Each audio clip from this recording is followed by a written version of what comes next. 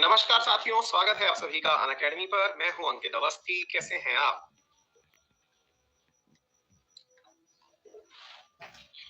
Hopefully आप सभी लोग बहुत अच्छे हैं, स्वस्थ हैं, पढ़ने के लिए एकदम तैयार हैं।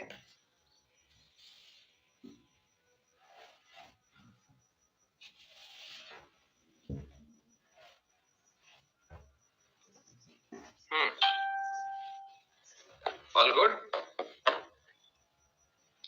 Very good morning Shilpa, Tanu, Kanak, Saif Ali, कौन है, हिमांशु,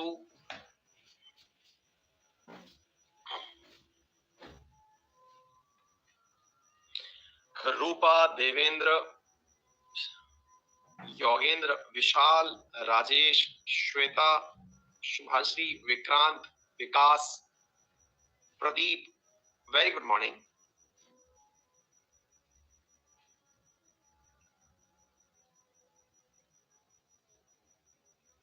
हाँ जी, शुरू करें। तो सेशन की शुरुआत में हम आपको कुछ नियम बता दें।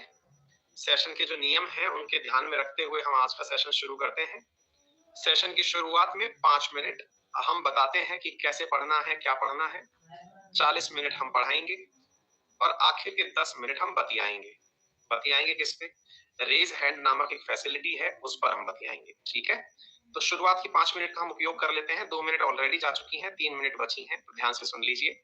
बात यह है जनाब कि आप में से कुछ विद्यार्थी हर दिन हमारे साथ नए जुड़ते हैं, तो नए विद्यार्थियों को जानकारी के रूप में बता दें कि जो भी हम क्लास में पढ़ाते हैं उस क्लास में पढ़ाई हुई पूरी जानकारी को आप डाउनलोड कर सकते हैं। डाउनलोड कहाँ से कर सकते हैं? हम जहाँ पे पढ़ा रहे हैं वहीं से आप डाउनलोड कर सकते हैं, यानी कि आपकी सारी जानकारी यहाँ से आसानी से डाउनलोड की जा सकती है। ठीक है, पहली चीज तो ये जान लीजिए। अच्छा, दूसरा, जब आप डाउनलोड कर सकते हैं तो क्या उसका प्रिंट भी निकलवा सकते हैं? आंसर है बिल्कुल सही, हम इसका प्रिंट भी निकलवा सकते हैं। ठीक है, तो आप प्रिंट भी निकलवा पाएंगे और डाउनलोड भी कर पाएंगे। ठीक है, तो आप ये दोनों चीजें हमारे साथ में यहाँ पर कर सकते हैं। तीसरी चीज, आप पढ़ने के समय फिर एक चीज और पूछते हैं। आप पूछते हैं कि सर जो हम आपके साथ पढ़ रहे हैं क्या हम और टीचर्स की क्लासेस भी पढ़ पाएंगे? तो आंसर है अनअकैडमी पर जितने भी टीचर्स हैं आप उन सबकी क्लास पढ़ सकते हैं। ठीक है, जितने भी टीचर पढ़ा रहे हैं उन सबकी क्लासेस पढ़ सकते हैं। सर आपकी क्लास का नोटिफिकेशन कैसे आएगा, उसका तरीका बता दीजिए। तो अब पहले हमें हमारे नाम से तो खोज ही लिया है आपने, अब हमारी प्रोफाइल पर नीचे जाकर के एक फॉलो का ऑप्शन और है, आप उसे दबा दीजिए। तो हमारी जो भी क्रियाकलाप होंगी वो आपको पता चल जाएंगी। Point number 1। फॉलो के अलावा आप इस कोर्स में एनरोल और कर लीजिए अपने आप को। इनकेस क्लास का टाइम चेंज होता है, कोई क्लास शेड्यूल होती है, तो आपको उसका भी इंटीमेशन चला जाएगा। तो ये दोनों काम हो गए। अच्छा, तीसरी चीज पूछी जाती है, सर हम कोई क्लास कहाँ से शुरू करें? जैसे मैंने आज से शुरू किया, ज्वाइन किया, तो मैं कहाँ से पढ़ूं? आप किसी भी टीचर को पढ़ें, लेकिन उसका डे 1 वाला लेक्चर से ही पढ़ना शुरू करें। तो बोले सर फिर तो मैं लाइव पढ़ ही नहीं पाऊंगा। नहीं, ऐसा नहीं है।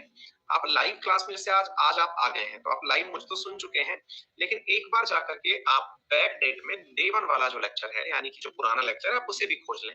रीजन ये है कि आप उससे कनेक्ट कर जाते हैं आज के लेक्चर के अंदर आप उसमें कनेक्ट कर जाते हैं। ठीक है, तो उम्मीद है आप लोगों को ये बात भी बेहतरीन तरीके से समझ में आ गई होगी। ठीक है, अच्छा सर क्या नोट्स लिखने भी है क्या? तो आंसर ये है कि आप अपना पेन चलाते रहें।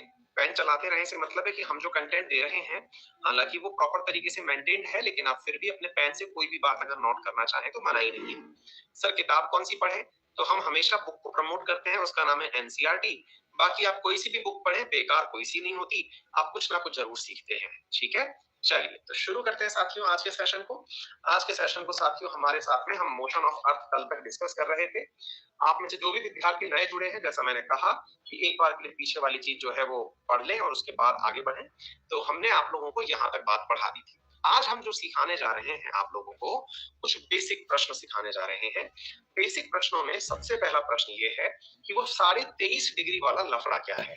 23.5 डिग्री वाला लफड़ा मतलब कि ये जो आपने बना रखा है, ये 23, हमको पता है कि ये कुछ इस प्रकार से घुमा हुआ है, लेकिन कल आपने कहा था कि ऊपर तक 23.5 डिग्री जा रहा है, नीचे तक 66.5 डिग्री जा रहा है, ये सब है क्या? है ना, मतलब इन सब चीजों के बारे में हम जानकारी प्राप्त करना चाहते हैं। तो जनाब हम इस चीज को सीखें तो इसके लिए एक बार के लिए आपके सामने एक डायग्राम दिया हुआ है, आप थोड़ा सा उसे पहचानने का कष्ट करें। क्या डायग्राम है? ये 2 डायग्राम आपके सामने है। एक देखिए, ठीक है, यही से आप समझ पाएंगे।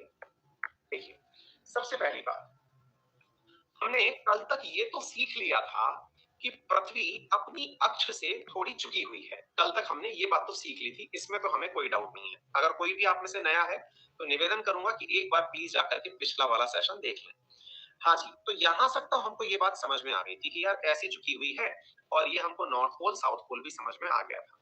अब हमको जो समझने की बात वो ये थी कि पृथ्वी सूरज के चारों तरफ चक्कर लगा रही है, तो ये 23.5 डिग्री से आगे तक रोशनी कैसे भेज पाती है। यानी आर्कटिक सर्कल वाली जो लाइन है, इस वाली लाइन में ये 66 डिग्री तक लाइट कैसे भेज पाती है, यही सीखना है। बड़ा सवाल है, लेकिन उससे पहले भी हमको ये समझना होगा कि सर ये 66 डिग्री आपने कैसे कहा। देखिए, मैंने इसे ऐसे कहा कि अगर पृथ्वी सीधी रहती, एक बार के लिए हम इसको ऐसे समझते हैं, पृथ्वी एकदम गोला है, इस गोले के ऊपर हमने इस प्रकार से डंडा खींचा, भाई वो बॉल है, कोई ग्लोब है जो घूमेगा, बीच में कहीं पर यहाँ पर हमने इक्वेटर माना हुआ है, तो हम ये बात आसानी से देख के अंदाजा लगा सकते हैं कि इसके रेस्पेक्ट में यहाँ का जो एंगल है वो 90 डिग्री का है। ये मतलब बहुत ही आसानी से पता लगाया जाने वाला एंगल है। अच्छा, 90 डिग्री का है, तो बोले सर एक बात बताइए, 90 डिग्री का है तो फिर इन एंगल्स को ही वैल्यू क्यों दी गई? कौन से एंगल को वैल्यू दे दी भाई आपने? बोले आपने आज से पहले भी जब भी अर्थ का बंटवारा किया तो 23.5 डिग्री को वैल्यू दी है, आपने 66.5 डिग्री को वैल्यू दी। आपने मतलब जो भी ज्योग्राफी पढ़ने वाले या पढ़ाने वाले हैं, उन्होंने कभी कोई अच्छा नंबर क्यों नहीं चुना? अच्छा नंबर से मतलब है कि भाई 90 डिग्री होता है, सबको पता है। बोले ये 90 डिग्री है, हमको भी पता है, ये सर 90 डिग्री है। लेकिन सर 90 डिग्री के स्थान पर आप 45 डिग्री बोल लेते, 50 डिग्री बोल लेते हैं, आपने 23.5, 66.5 यही वर्ड क्यों? मतलब ये इनके पीछे कोई वो है क्या? मतलब ये 786 जैसा कोई नंबर है क्या? मतलब इसका कोई रिलीजियस सिग्निफिकेंस है क्या? क्या पता, मतलब ज्योग्राफी वाले मानते हो बस हमें पता ही ना हो, बस, है कि नहीं? हमें पता नहीं था, बाकी पता चल रहा है ज्योग्राफी वाले मानते थे इस बात को। कोई परफेक्ट नंबर ले लेते सर, ये फ्रैक्शनल नंबर क्यों लिया? पॉइंट तो बिल्कुल सही है भाई, परफेक्ट नंबर लिया जा सकता था। अब इसी सवाल का आप यहाँ पर जवाब ढूंढने बैठे हैं मेरे साथ। सवाल का जब आप जवाब ढूंढते हैं तो आपको समझ में आता है कि यार इसके पीछे कारण बहुत बड़ा है, और बहुत बड़ा कारण ये है कि जब सूर्य के ऊपर लाइट का बंटवारा हो रहा होता है, सूरज के सामने लाइट बढ़ रही होती है, तो टेक्निकली अगर पृथ्वी को सीधा माना जाता, अगर मैं अर्थ को ये मानता कि अर्थ ऐसे है, तो हमने कल भी पढ़ा था circle of illumination. Circle of illumination हमने कल भी पढ़ा था। मैंने आपसे कहा था कि सूरज की रोशनी कहां तक जा सकती है, ये याद रखना। तो भैया एक बार तो सूरज की रोशनी अधिकतम यहां जाती, एक बार अधिकतम सूरज की रोशनी यहां जाती। अगर सूरज यहां से चमक रहा होता तो उसकी रोशनी अधिकतम यहीं जाती। इसको हम सर्कल ऑफ इल्यूमिनेशन कहते हैं। लेकिन हमारे पृथ्वी को झुका देने से, हमारे पृथ्वी को झुका देने से लाइट तो अभी भी यहां जा रही है, लाइट तो अभी भी इन्हीं दोनों किनारों पर जा रही है।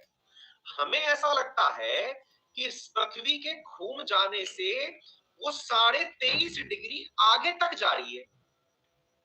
फिर से समझिए, हमें लगता था, देखिए अगर पृथ्वी एकदम सीधी रहती, अगर पृथ्वी पर यही वाला लाइन नॉर्थ पोल होता, जो पृथ्वी में एक्सिस निकाली हमने घूमने की, वही नॉर्थ पोल होता, तो लाइट में हमें कोई दिक्कत नहीं होती। 90 डिग्री पर लाइट जा रही है, 90 इधर 90 इधर, तो 180 डिग्री तक लाइट जाती है, सर्कल ऑफ इल्यूमिनेशन बन गया, हमें कोई दिक्कत नहीं होती। लेकिन चूंकि पृथ्वी 23.5 डिग्री घूमी हुई है, तो हमें एहसास क्या होता है? हमें एहसास होता है कि इस लाइन से टेक्निकली तो 90 डिग्री इधर और 90 डिग्री इधर तक लाइट जानी चाहिए थी, लेकिन वो लाइट 90 डिग्री की जगह वो 66.5 डिग्री ऊपर की तरफ चली गई, यानी कि इस सर्कल से ऊपर निकल गई।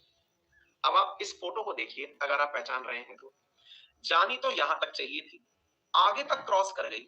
कहां तक चली गई? आर्कटिक सर्कल तक चली गई। फिर आप पूछ रहे हैं फिर वही आ गया 66.5 क्यों आया? अरे मैंने कहा भाई 23.5 अगर आप घूमे हुए हैं, आप यहां से 23.5 घूमे हुए हैं, तो 23.5 और 66.5 होता कितना है? 90 डिग्री। तो दिक्कत क्या आ रही है?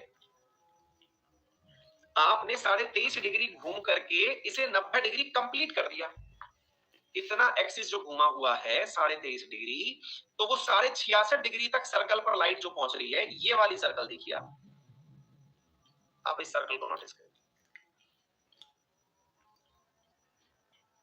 बोले सर ये कौन सी सर्कल है? मैंने कहा ना भाई 66.5। इससे नीचे ये कौन सी है? मैंने कहा 23.5। फिर आप पूछेंगे इस 23.5 का क्या महत्व है? मैंने कहा इसका महत्व समझ में आएगा आपको। इसका महत्व समझ में आएगा जब पृथ्वी सूरज के चारों तरफ चक्कर लगाएगी। बोले कैसे चक्कर लगाएगी? मैंने कहा चलिए दिखाता हूं। पृथ्वी ने सूरज के चारों तरफ चक्कर लगाना शुरू किया, तो सूर्य की सीधी किरण अधिकतम कहां तक पहुंची? सूर्य की सीधी किरण अधिकतम कहां तक पहुंची? उस पॉइंट को 23.5 डिग्री कहा गया। बोले सूर्य की सीधी किरण कैसे कैसे कंसीडर कर रहे हो आप? मैंने कहा देखो, सूरज की जब रोशनी पहुंचती है ना, तो सूरज की रोशनी जब पृथ्वी पर टकरा रही है, तो एक तो है स्ट्रेट लाइन पहुंचना और एक है उसकी रोशनी पहुंचना। बोले कैसे? मैंने कहा अब इस डायग्राम को देखते हैं। ये सूर्य है आपके सामने, सूर्य के सामने ये पृथ्वी चक्कर लगा रही है। अभी बीचों बीच एक लाइन हमने मान ली, जिसको कि यहां पर प्रॉपर तरीके से नहीं दिखाया गया है। हम विचार करते हैं कि यहां इक्वेटर है, उस इक्वेटर पर बीचों बीच रोशनी आ रही है, लाइट एकदम बीचों बीच आ रही है, लाइट बीचों बीच आ रही है। ऐसे ही पृथ्वी जब अपना चक्कर काटते काटते इस तरफ पहुंची, तो उसके पीछे की तरफ वाला जो हिस्सा था, वहां पर लाइट सीधे की सीधे आ रही थी, यानी सीधी लाइट इक्वेटर पर पहुंच रही थी। यानी कि यह एक ऐसा हिस्सा था जिसमें कि आपने मतलब लाइट को जब नोटिस करना शुरू किया, तो आपने एक मिनट यहाँ पे कुछ गड़बड़ लिखा जा रहा है। स्प्रिंग इक्विनॉक्स, इक्विनॉक्स माफी चाह रहा हूँ, इसने रिप्रेजेंटेशन गड़बड़ किया हुआ है। रुकिए मैं एक इक्विनॉक्स की इमेज निकालता हूँ, होल्ड करिए प्लीज।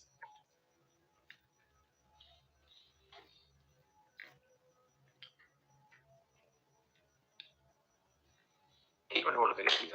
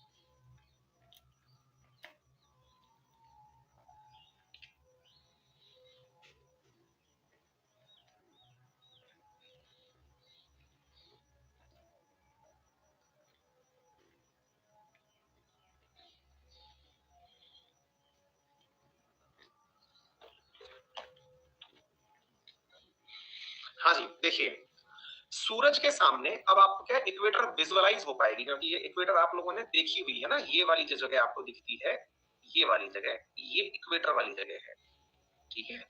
इक्वेटर बोले तो यहाँ से आपने जो जगह निकाल रखी है उसको आप समझ पा रहे होंगे, जो क्या कहते हैं ना इसको, अपने साउथ अमेरिका के अंदर जब हम ब्राजील की बात करते हैं तो इक्वेटर पर ही इक्वाडोर पड़ते हैं और अमेजन रेन फॉरेस्ट पड़ते हैं। तो आप जब इस डायग्राम को देख रहे हैं तो आपको ये साउथ अमेरिका दिखाई पड़ रहा है और ये वाला देश आपको इक्वाडोर दिखाई दे रहा है और यहाँ पर आपको ये ब्राजील के रेन फॉरेस्ट दिखाई पड़ रहे हैं, है ना। तो आप इससे इसको रिकॉग्नाइज कर पा रहे हैं, ठीक है। तो इस जगह पर सूरज की सीधी लाइट कब पड़ रही है? तो आंसर है सर सितंबर में सूरज की सीधी लाइट यहाँ पर पड़ रही है, ठीक है। अब हमारे सामने ये सितंबर में क्यों पड़ रही है ये भी हम आपको चर्चा बताएंगे और इसको बहुत आसान तरीके से, अभी तो केवल किताबी भाषा समझने की कोशिश करिए और जब आपको किताबी भाषा बिल्कुल समझ में ना आए तो उसके बाद में बिल्कुल देसी तरीके से समझाएंगे, जिसमें आपको बचपन से जैसे आप समझते आए वही चीज समझ में आएगी, आपको ये सारी दिक्कतें खत्म हो जाएंगी। फिलहाल के लिए जितना हो सकता है इस तरीके से समझने का प्रयास करिए। अच्छा, फिर बोले सर एक बात बताइए, पृथ्वी घूमती जा रही है और घूमते घूमते यहाँ पहुंची तो कौन सा हिस्सा सूरज की तरफ निकल के आया? यानी इसने घूमते घूमते अपने, जैसे होता है ना कि भाई डांस करते करते सिर को आगे कर दिया, सिर को आगे कर दिया, तो बोले कौन सा क्षेत्र आगे कर दिया? इसने नॉर्थर्न हेमिस्फीयर जो है उसको अपने आगे निकाल के बता दिया। अच्छा, तो सर नदर्न हेमिस्फीयर को इसने अगर आगे की तरफ निकाल दिया तो यहाँ पर क्या होगा? मैंने कहा यहाँ पर सूरज की रोशनी जाएगी। तो बोले सूरज की रोशनी अधिकतम सीधी कहाँ पड़ेगी? मैंने कहा इतनी देर से यही तो कह रहा हूँ कि ये अधिकतम सीधी जहां पड़ेगी वो 23.5 डिग्री ही है जहां पर पड़ेगी। बोले अच्छा, 23.5 डिग्री तक अधिकतम सूरज की रोशनी सीधी पड़ेगी। बोले ठीक है, फिर नीचे अधिकतम सूरज की रोशनी सीधी कहां पड़ेगी? तो मैंने कहा देखो इधर 23.5 डिग्री तक पहुंच रही है, इधर की तरफ जो पहुंच रही है वो 66.5 डिग्री तक है। बोले ठीक है, इधर देखिए क्योंकि ये पीछे की तरफ रह जाता है। बोले ठीक है। अब हमारे दिमाग में फिर एक सवाल बना, बोले सर ये वाला कौन सा हिस्सा है?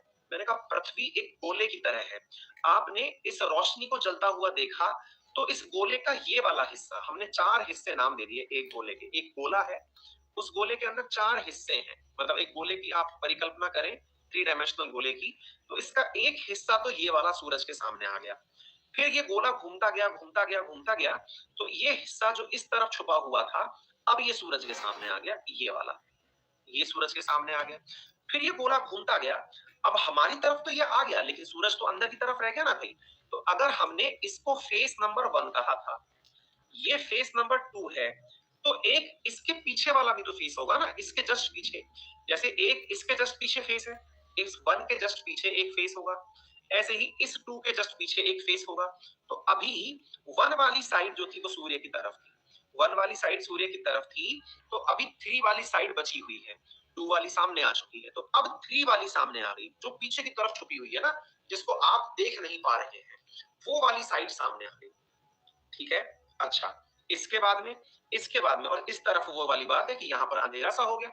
अच्छा, अब दूसरी तरफ, अब ये वाली जो साइड है इसके अपोजिट भी एक साइड है, बिल्कुल ठीक है। वो जो अपोजिट वाली साइड है ये रही, ये वाली, तो ये कौन सी की अपोजिट है? 2 के अपोजिट वाली 4 है। बोले अच्छा, तो इस समय अमेरिका वाली साइड के अंदर क्या नहीं हो रहा है, यानी सूरज की सीधी रोशनी जो है वो इस तरफ नहीं जा रही है। बोले ठीक है, यानी कि कहां तक जा रही है? अधिकतम 23.5 डिग्री तक अधिकतम जा रही है। जब आपने घुमाई देखी थी तो 23.5 डिग्री तक रोशनी सीधी पहुंच रही है। नीचे कहां तक पहुंच रही है? तो नीचे तो आगे तक जा रही है, ये देखो 66.5 वाले टाइम तक पहुंच रही है। बोले अच्छा, तो ये वाला कौन सा इसने पेट आगे निकाल दिया? देखिए अगर आप नोटिस करें तो इस बॉल ने पहले तो अपनी तरफ से क्या आगे निकाला था? अपनी तरफ से आगे निकाला था नॉर्थ अमेरिकन वाली साइड।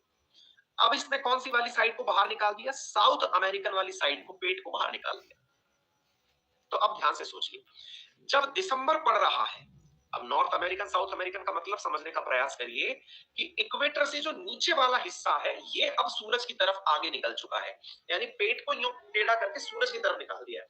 भाई ये एक हिस्सा है, सूरज यहाँ है, सूरज के सामने 2 विकल्प हैं, मेरी इस तरफ से जो हथेली वाली साइड है ये सूरज के नजदीक जाए या फिंगर्स वाली साइड जो है वो नजदीक जाए।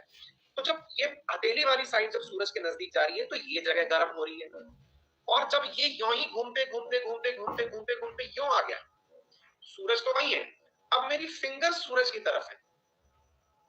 फिर से देखिए, जब मैंने कहा सूरज यहाँ है, हथेली यहाँ है, अभी सूरज के नजदीक हथेली है, अभी सूरज के नजदीक हथेली है, गर्म कौन सी जगह होगी? हथेली होगी। अगर आपको ज्यादा दिक्कत आए तो इतना सा करिए, एक माचिस जलाइए, उस माचिस को जला करके यहाँ रख लीजिए, आसानी से समझ में आ जाएगा। एक माचिस जलाइए, माचिस को जला के यहाँ रखिए और इस हाथ को यूं यूं घुमाइए। मतलब इस हाथ को अगर घुमाने में दिक्कत आए तो समझिए आपको ऐसे घुमाना है, मतलब पेन को मोड़ना नहीं है। ऐसा नहीं है कि अभी यूं है फिर यूं कर देना है, नहीं, ऐसे ही। एक कैंडल जला लीजिए, आपको समझ में आ जाएगा। अब इमेजिन करिए कि मैंने यहाँ कैंडल जला रखी है। अब इस कैंडल के चारों तरफ ये पेन चक्कर लगा रहा है। पेन के चक्कर लगाने का जो तरीका है ना वो ये है। कैसे? ये पेन यूं ही टेढ़ा की टेढ़ा है, ये टेढ़ा की टेढ़ा ही रहता है और यूं ही चक्कर लगा रहा है। उम्मीद है आपको थोड़ी बहुत भी बात समझ में आ रही हो। खुद से करके देख लीजिए, अपना पेन घुमा के देख लीजिए। तो हो क्या रहा है? कैंडल के नजदीक एक बार तो ये वाला हिस्सा आता है, कैंडल के नजदीक एक बार तो ये वाला हिस्सा आता है। कैंडल के नजदीक जब ये वाला हिस्सा आता है तो ये गर्मी पाता है। ऐसा कब होता है कि नीचे वाला हिस्सा कैंडल के नजदीक आ जाए? ऐसा होता है दिसंबर में। आप तो कहेंगे सर दिसंबर के अंदर तो बहुत सर्दी पड़ती है। तो बेटा जब दिसंबर के अंदर बहुत सर्दी पड़ती है ना, वो अपने यहां पर पड़ती है। ऑस्ट्रेलिया में तो जंगलों में आग लगती है।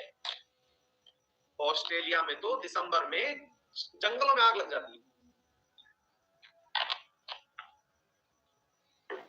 फिर आप पूछेंगे अच्छा इतनी गर्मी? बेटा इस बार तो रिकॉर्ड टूट गया था, 47 डिग्री सेंटीग्रेड तापमान पहुंच गया था ऑस्ट्रेलिया का।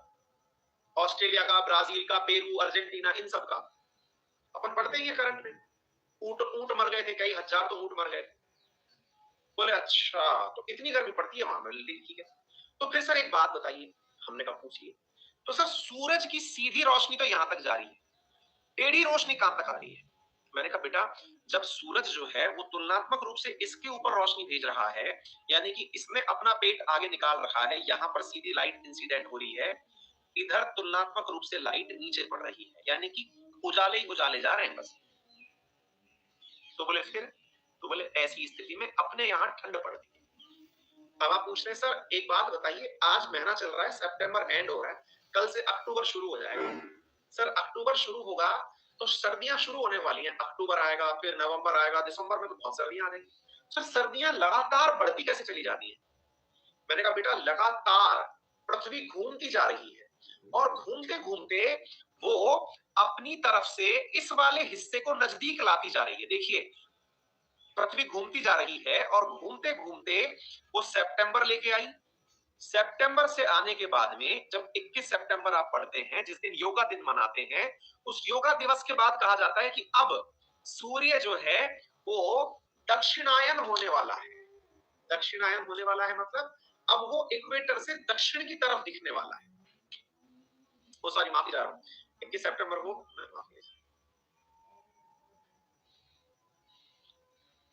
एक्चुअली क्या है कि मेरे बहुत ही पारिवारिक सदस्य का जन्मदिन आता है। अब सीधा ही आपके सामने बता दें मेरी बीवी का जन्मदिन आता है, तो मैं 21 जून में और 21 सितंबर में कंफ्यूज हो गया।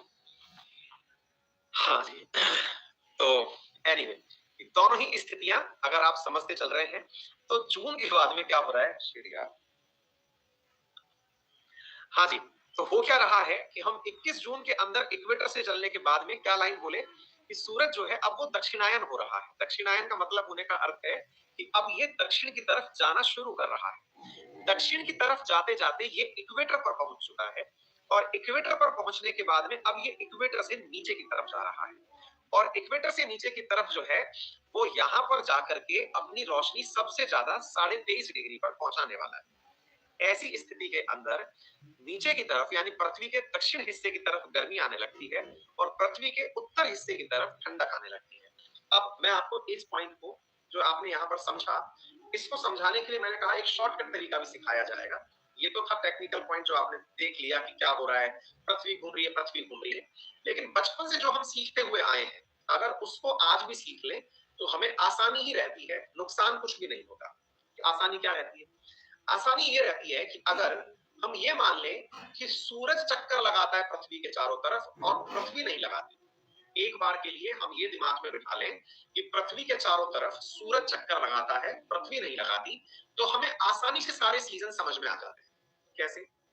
इधर देखिए, हम लोगों को जब सबसे ज्यादा गर्मी लगती है तो सोचिए कि सूरज हमारे ऊपर, देखिए ये इंडिया है, शायद आपको विजिबल हो रहा हो, मैंने अपनी तरफ से ऐसा लिख लिया, ठीक है। मैं कहना चाह रहा हूं कि अगर सूरज की रोशनी सीधी पृथ्वी के ऊपर आ रही है, पृथ्वी का मतलब इंडिया की तरफ आ रही है, तो इंडिया में गर्मी है। सूरज ने अब अपनी तरफ से नीचे चलना शुरू किया। अब ये समझिए कि सूरज नीचे जा रहा है, नीचे चलना शुरू किया, नीचे शुरू किया तो इक्वेटर के दर्शन हो गए, ये इक्वेटर आ गई। जब हमारे यहाँ गर्मी पड़ रही थी तो वो मार्च से लेकर के जून तक का समय था, मार्च अप्रैल मई जून, यहां तक का समय था। इसके बाद में जब आप इक्वेटर तक पहुंचते हैं तो ये इक्वेटर वाला समय सितंबर वाला समय आ गया। इक्वेटर तक का समय आने के बाद में अब ये सूरज और नीचे उतरता चला जा रहा है, और नीचे उतरता चला गया, तो यहाँ पर जो आपने ऑस्ट्रेलिया देखते हुए आते थे, ये वाला ऑस्ट्रेलिया इसके सामने पहुंच गया। हम केवल ये माने कि हमारी नजर से सूरज ऊपर नीचे हो रहा है, तो आसानी से हमारे लिए सारी चीजें समझ में आ जाती है।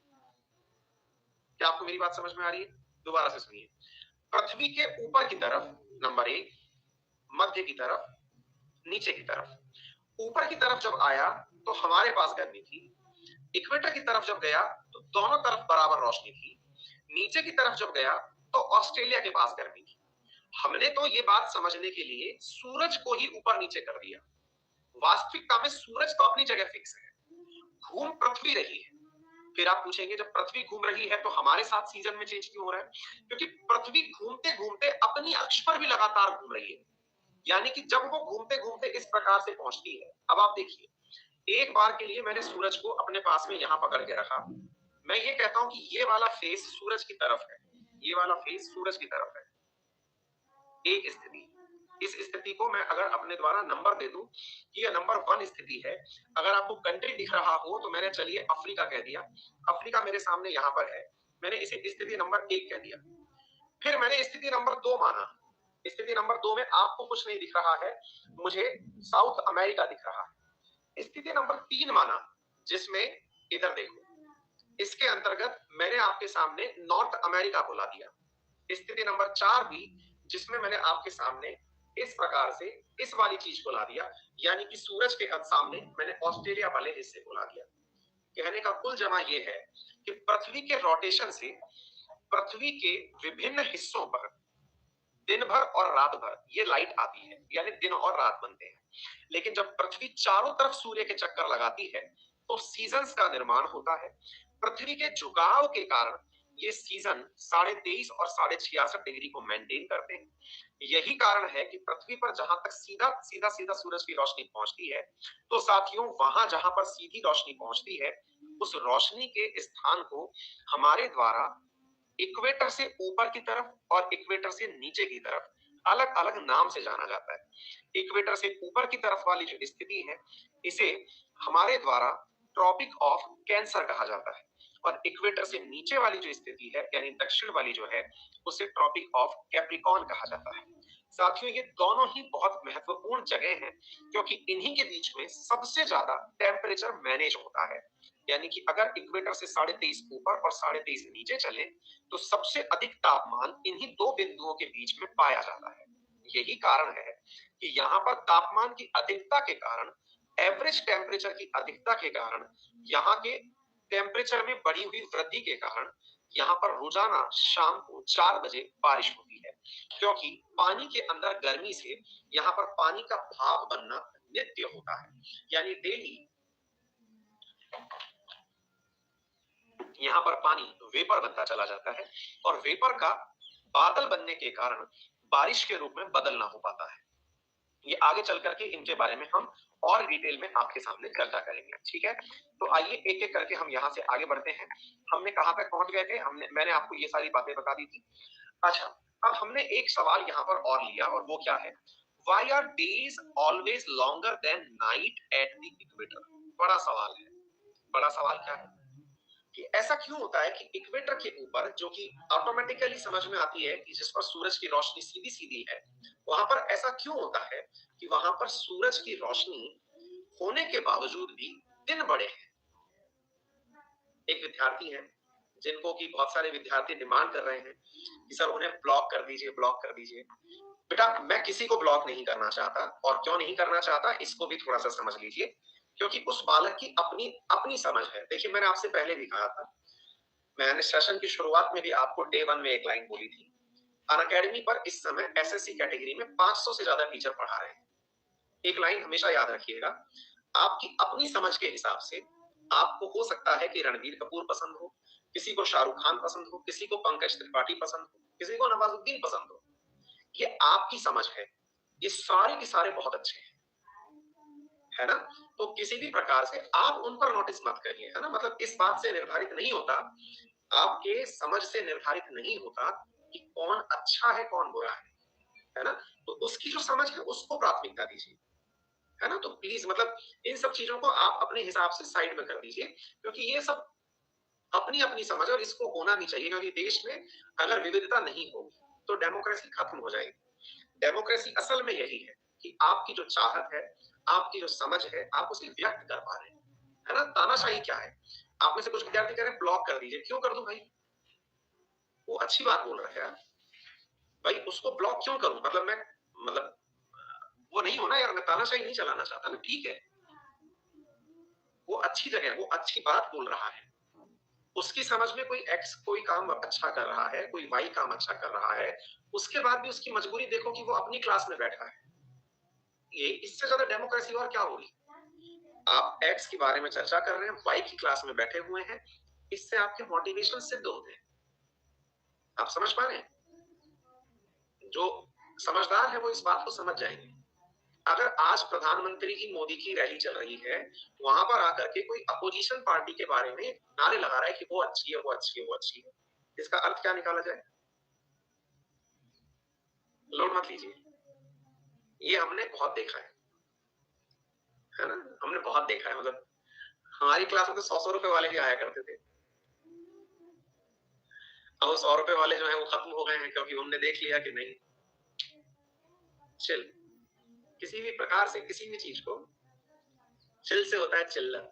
चिल्लरों पे ध्यान नहीं दे रहे। ये आप लाइफ में जब जब आगे बढ़ेंगे, बड़े बड़े लोगों को आप सुनिए, आपको ये समझ में आ जाएगा कि हाँ ऐसा होता है, तो ये बहुत बड़ी बात नहीं। ठीक है, जस्ट चिल एंड चिल्लर्स। आगे बढ़िए। If there was no atmosphere, there would be no refraction, and the daytime and nighttime would be near equal at the equator, at least during equinox. ये बहुत बड़ा सवाल है, बहुत बड़ा सवाल है। दिन जबरदस्त तरीके से सोच के देखिए कि इक्विनॉक्स के बावजूद, जब दिन और रात बराबर होने चाहिए, सूरज बराबर इक्वेटर पर आ रहा है, तो भी दिन का टाइम बड़ा कम है। प्यारा सवाल। इसका आंसर वहीं से निकल के आता है। कहां से? हाँ, अभी बता रहे हैं। इक्विनॉक्स का मतलब बराबर बराबर लाइट पहुंची हुई है अभी तक, है ना? इक्वेटर पर ही सूरज है, फिर भी दिन और रात ऐसा क्यों है? शानदार बात है। अगर आपने आज का सूरज देखा हो, आप में से बहुत सारे विद्यार्थी सुबह की आरएनए की क्लास पढ़ के आते हैं, उनमें से बहुत सारे विद्यार्थियों ने आज का सनराइज देखा होगा। कल मेरे कहने से एक छोटा सा काम करिएगा। क्या काम करना है?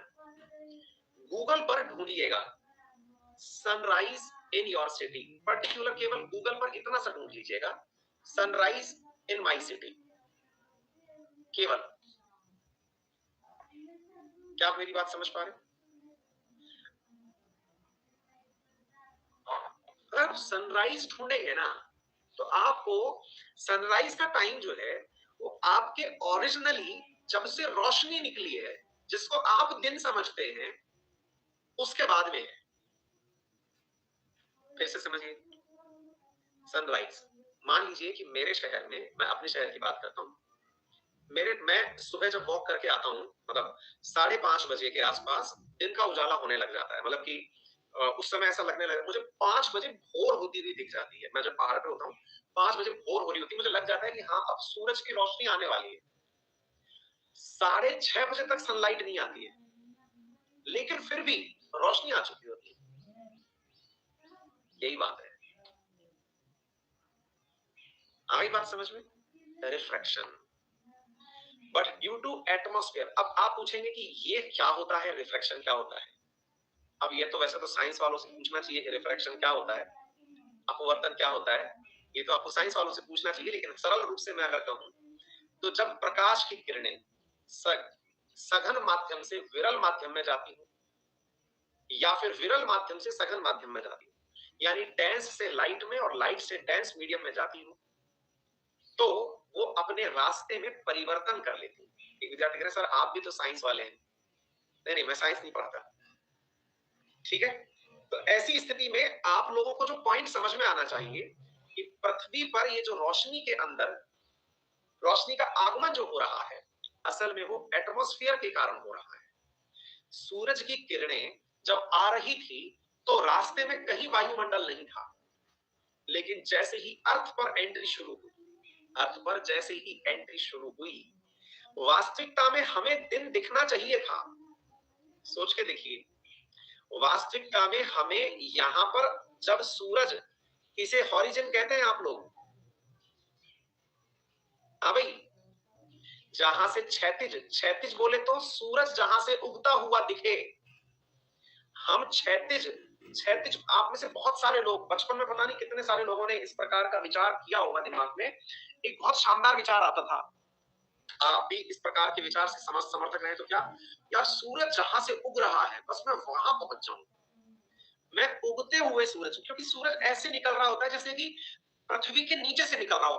बचपन में हम सोचते थे कि लैंड जो है ना वो एक जगह खत्म होती है ना, लैंड जो है वो एक जगह खत्म होती है, उस गड्ढे में से सूरज बाहर निकलता है कि मे आई कम इन। और हमें ना मतलब ऐसा लगता था कि ये जहां पे खत्म होता है ना बस मैं वहां पहुंच जाऊं, जमीन के नीचे से आता है। और कभी आप सी बीच पर जाएं तो वहां जब सनसेट देखते हैं तो ऐसी फीलिंग आती है, यार ये तो समुद्र में डूब रहा है, ये तो समुद्र में डूब रहा है, पानी में डूब रहा है, पानी में भौचाल आने वाला है। बचपन में इस प्रकार के विचार आते हैं। एग्जैक्टली एक चीज यहाँ पे है, हमें ऐसा क्यों होता है कि सूरज के आने से पहले आसमान पूरा पीला पड़ जाता है। सूरज तो चढ़ा भी नहीं, आया भी नहीं, उससे पहले आसमान पूरा दिन सा निकल आया है, लाल लाल किरणें निकल आई हैं। यही है वो अपवर्तन। सूरज तो निकल के आ रहा था इस प्रकार से, उसकी रोशनी को वो सीधा सीधा फेंकते हुए जा रहा था। एटमॉस्फेयर ने जैसे ही उसे देखा तुरंत उसकी दिशा मोड़ दी, यानी कि जब तक वो एंट्री नहीं किया उस वाले क्षेत्र से भी हमें दिखने लग गया। हॉरिजन वो जहां से सूरज निकलता हुआ दिखता है। ठीक है, तो अगर एटमॉस्फेयर नहीं होता तब तो ओरिजिनली हमें इक्विनॉक्स पर सब चीजें बराबर दिखती।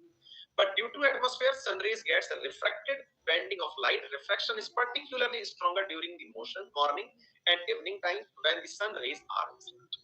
Even though the actual sun is below the horizon, its apparent image would appear above the horizon due to refraction. This make the day longer than night as equator. कई बार आपसे ये प्रश्न सीधा सीधा भी पूछा जा सकता है। क्या पूछा जा सकता है कि क्या कारण है कि दिन जो है वो हमें मतलब इक्वेटर पर हमें ऐसा क्यों लगता है। टेक्निकली हमेशा ऐसा ही होता है। ठीक है, चलिए आगे बढ़ते हैं। रेवोल्यूशन क्या है? Second motion of earth around the sun. भाई पहले वाला क्या था? पहले वाला था रोटेशन। ये दोनों ही मोशन है, मोशन यानी कि परिवर्तन है, गति है। कौन कौन से? जब अर्थ अपनी अक्ष पर घूम रही थी इस प्रकार से, तो अपनी अक्ष पर 24 घंटे के अंदर 23 घंटे 56 मिनट के अंदर पूरा चक्कर लगा लेती, दैट इज रोटेशन। फिर है रेवोल्यूशन, यानी पृथ्वी जब इस प्रकार से सूरज के चारों तरफ चक्कर लगाती है, जो कि 365 दिन वाला चक्कर है, उसे हमने क्या नाम दिया हुआ है? रेवोल्यूशन नाम दिया हुआ है, जिसे आप एक साल कहते हैं। हाँ जी, 6 hours saved every year are added to make one day 24 hours over a span of 4 years. This surplus day is added to the month of February. Thus, every fourth month, February is of 29th day instead of 28th day. Such a year with 366 days is called a leap year. ये क्या कहानी है साथ? Leap year आता कैसे? भाई एक सबसे बड़ी बात है कि लीप ईयर आने का कोई तो लॉजिक होगा। हम साल में 365 दिन मानते हैं, हम साल में 365 दिन मानते हैं, 365 दिन मानते हैं। टेक्निकली उसे 365.25 दिन लगते हैं। एक दिन 4 साल में तो बन के आएगा, 1/4 into 4। हम लोग क्या मानते हैं कि भाई हमारे कैलेंडर के हिसाब से 365 दिन होते हैं, तो हमको टेक्निकली खुद से एडजस्ट करने के लिए एक दिन तो और चाहिए ना। एक बात बताइए, मैं ये मानता हूँ 365 1/4, 365 1/4। अब हमारे यहाँ पर कैलकुलेशन में 1/4 जो है वो कहीं है ही नहीं। हम कभी ये थोड़ी कि आज चौथाई दिन है, बस आज का दिन जो है वो केवल 6 घंटे काउंट किया जाएगा, ऐसा तो कहीं नहीं है। तो फिर जब ऐसा नहीं है तो इस 1/4 को हम बचा के रख लेते हैं हर साल के वो 1/4 1/4 1/4 4 साल का मिलकर के, यानी 3/4 हुआ 3 साल का, फिर 1 साल का और 1/4 मिला तो वो हो गया 4, यानी कि 1/4 4/4 बराबर 1 दिन। तो अब इस साल में हमने दिन काउंट कर लिए 366 दिन, ये लो लीप ईयर।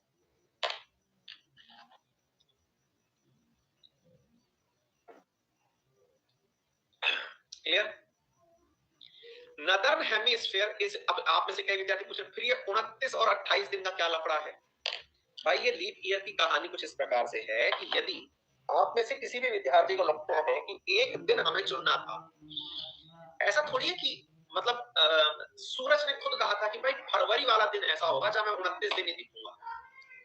ये तो हमने अपनी सरलता के लिए बना लिया, हमारी कैलकुलेशन में सेट नहीं बैठा था। सूरज ने ये थोड़ी कहा था, या पृथ्वी ने कहीं से प्रकट होकर के ये थोड़ी कहा था कि सुनो अंग्रेजों या सुनो वैज्ञानिकों, तुमको महीने में 31 दिन रखने हैं या 30 दिन रखने हैं।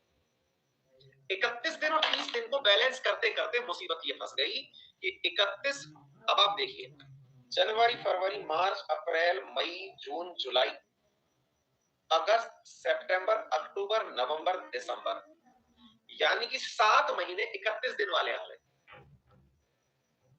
तो यार जब 7 महीने 31 दिन वाले आ गए तो आपको कैलकुलेशन में बाकी दिन भी तो मैनेज करने होंगे ना। तो मैनेज करने के लिए 365 दिन का कैसे हिसाब निकालोगे? 365 दिन को एक साल में बांटना है, 12 बराबर हिस्सों में बांटना है। तो बराबर बांटने के लिए क्या करोगे? एक विद्यार्थी सर फरवरी क्यों लिया? अरे तो मेरे भाई ये सारे के सारे डिसीजंस जो हैं ये किसी और ने नहीं लिए, उन वैज्ञानिकों ने लिए जिन्होंने ग्रेगोरियन कैलेंडर बनाया। आप लोग जो कैलेंडर यूज करते हैं वो अंग्रेजों का ग्रेगोरियन कैलेंडर है, उस कैलेंडर के थ्रू ऐसा हो रहा है, आप अंग्रेजी कैलेंडर देख रहे हैं। अगर आप हिंदू कैलेंडर उठा करके देखेंगे तो उसमें तो कोई फरवरी जैसा महीना ही नहीं होता है। उसमें क्या होता है? चैत बैसाख जेठ आषाढ़ सावन भादो पार कार्तिक अगेन माह पूस, हिंदी के मंथ है वो। तो फिर तो जब वो हिंदी के मंथ है तो उसमें तो कोई भी दिन 28 का नहीं है। पूर्णिमा 15 दिन बाद आती है, अमावस्या 15 दिन बाद आती है, एकदम सेट है।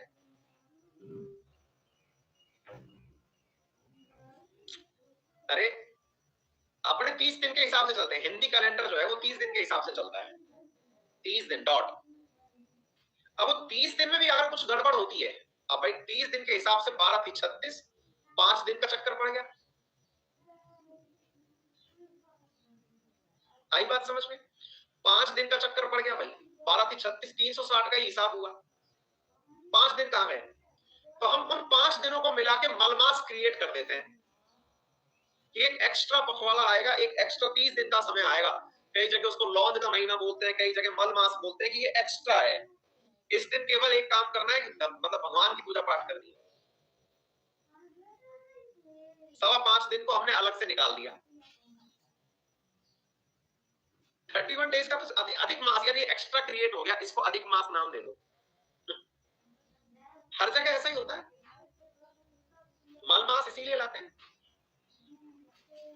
बाप रे बाप, आज समझे कई विद्यार्थी इस बात को।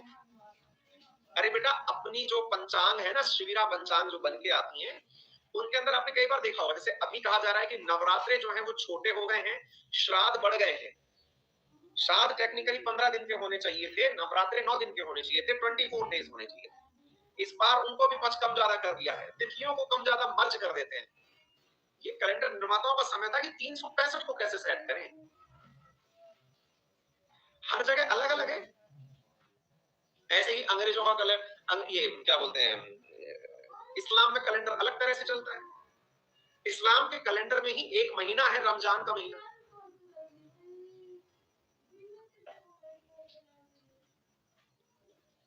ये सब अपनी सहूलियत के हिसाब से बनाए गए कैलेंडर से। क्लियर है? सर अभी क्लास के लिए कल कॉल करो, ठीक है? तो चलिए फिलहाल के लिए आज तो इतना ही, थोड़ा सा बतिया लेते हैं, कोई बात नहीं, चर्चा करते हैं फिर। हाँ जी, कुछ विद्यार्थियों ने रेज हैंड कर रखा है। रेज हैंड में हमारा तरीका है कि हम एक बच्चे का और एक बच्ची का कॉल लेते हैं।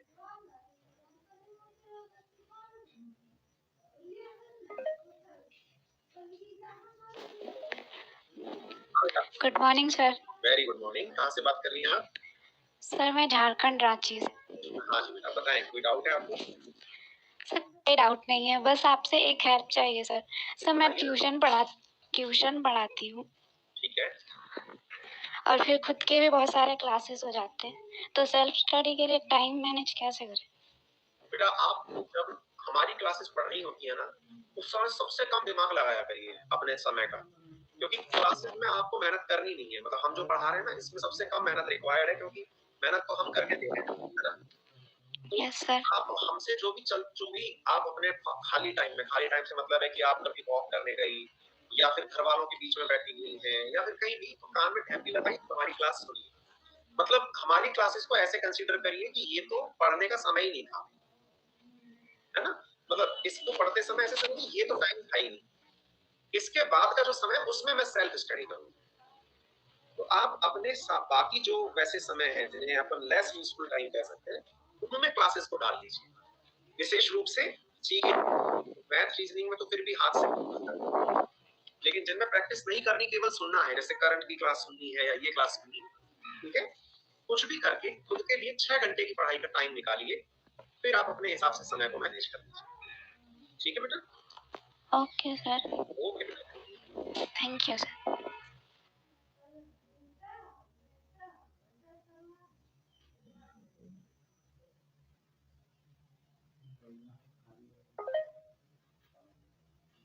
Hello hello. हाँ अमित बताएं।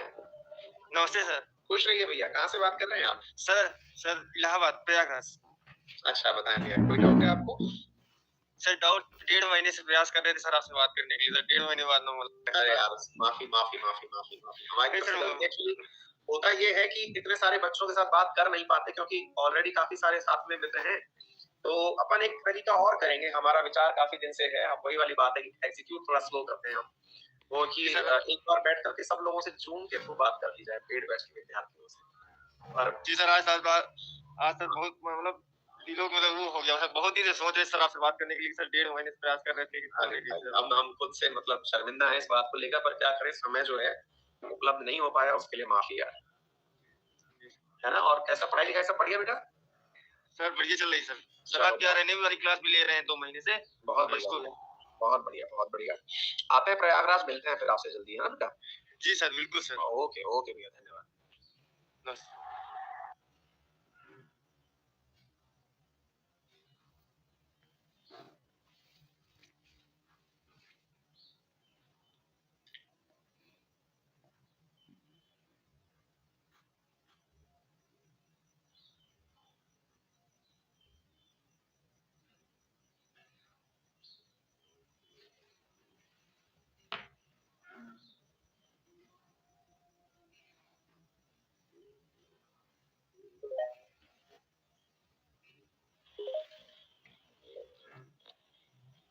हेलो।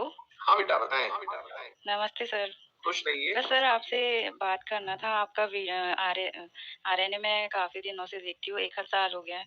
आप बहुत अच्छा पढ़ाते हो सर। कहाँ से बात कर रही हैं आप? सर मैं एमपी भोपाल से बात कर रही हूँ। अरे वेरी गुड, किस चीज की तैयारी कर रही हैं आप? सर मैं एसएससी और व्यापम वगैरह के एग्जाम की तैयारी कर रही हूँ। हाँ तो व्यापम के लिए हमारा स्ट्रेटेजी काफी है, क्या आपने कोई करनी है? हाँ सर, आप आरएनए बहुत ही अच्छा पढ़ाते हैं, मुझे काफी मतलब मदद मिली उससे। हाँ नहीं काफी, आपसे बात करके बहुत अच्छी खुशी हुई। मैं काफी दिन से ट्राई कर रही थी सर, मतलब 2-3 महीने हो गए सर। जी जी मैं समझ सकता हूँ, और वही वाली बात है कि हमारा समय हम 10 मिनट का रखते हैं, उसमें थोड़ा पॉसिबल नहीं हो पाता है, लेकिन हाँ सर, जल्दी कुछ और भी इसका अल्टरनेट निकालते हैं, है ना? हाँ सर मैं कमेंट भी करती थी तो आप रिप्लाई नहीं दे पाते थे। हाँ वो कोई बात नहीं में आते हैं ना कमेंट्स भी, काफी सारे कमेंट्स आते हैं, तो थोड़ा सा रह जाता है। जी सर। ठीक है ठीक है, थैंक यू सर, आपने कॉल किया। जी जी thank you. Thank you sir. Thank you.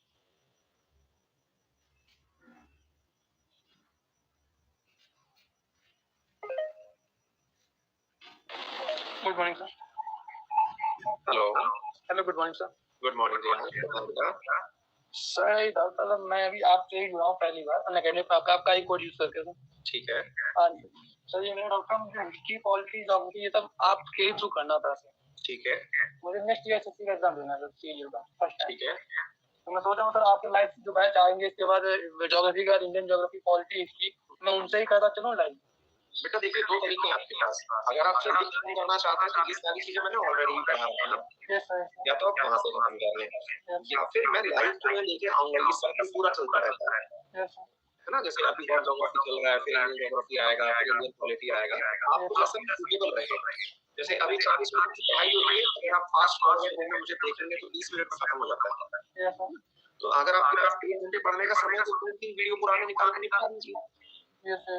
तो एज यू फील कंफर्टेबल, जैसा आपको ठीक लगे आप वैसा कीजिए। मैं समझ सोचा रिकॉर्डेड देख लेता हूँ, कोई डाउट आता है तो आपको लाइव सेशन में जब वो पढ़ाएंगे तो मैं यार आपको बस यही है कि वो डाउट पढ़ाते समय लाइव में क्लियर हो पाएगा। हम आंसर उसका पुराने वाले का भी क्लास में नहीं दे पाएंगे। बस इतना मुसीबत है। जी सर। है ना? ओके भैया, thank you so much. Thank you sir, thank you. अब कुछ चैट वाले बच्चों की भी बात ले लेते हैं। हाँ जी, विवेक को इमरजेंसी है बेटा, लिख दो क्योंकि बहुत तेज निकल रहा है। तस्लीम भाई, थैंक यू सो मच।